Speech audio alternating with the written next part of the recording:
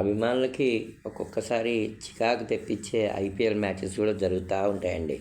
నిన్న Kolkata night riders అభిమానులు ఎప్పటికి గెలుస్తుంది ఇది, కొడతారా బ్యాట్స్మెన్లు, 190 స్కోర్ని చేయగలుగుతారా, ఇదే ఆశతోని.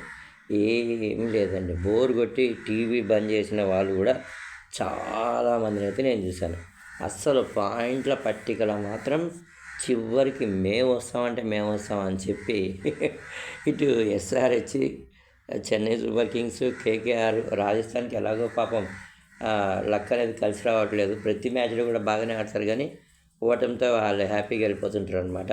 ఈ 4 టీములు పోటీ పడుతున్నాయి. గుజరాత్ టైటాన్స్ మాత్రం విన్నింగ్ రేస్లో టాప్లోనే ఉందండి. అది నిలబెట్టుకుంటుందేమో ఈసారి టైటిల్ అనిపిస్తుంది. అలాగే లక్నో కూడా బ్రహ్మాండమైన ఆటతీరు ప్రదర్శిస్తుంది.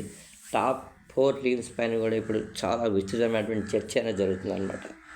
బెంగళూరు, తర్వాత లక్నో, ఢిల్లీ, గుజరాత్ టైటాన్స్, ఈ 4 టాప్లో ఉండొచ్చు అని చెప్పి టాక్ అయితే నడుస్తుందండి. చూడాలి మరి ఏం జరుగుతుందో.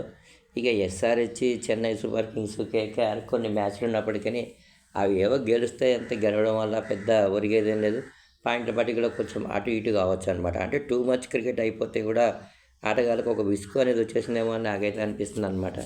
చూసే వాళ్ళకి మాత్రం ఏదో ఒక్కొక్కసారి టైంపాస్ కాబట్టి టీవీ పెట్టుకొని చూస్తుంటారేమో, కానీ అంత పెద్ద అయితే ఎక్స్పెక్టేషన్స్ లేని మ్యాచెస్ కొన్ని అయితే ఐపీఎల్లో జరుగుతున్నాయండి.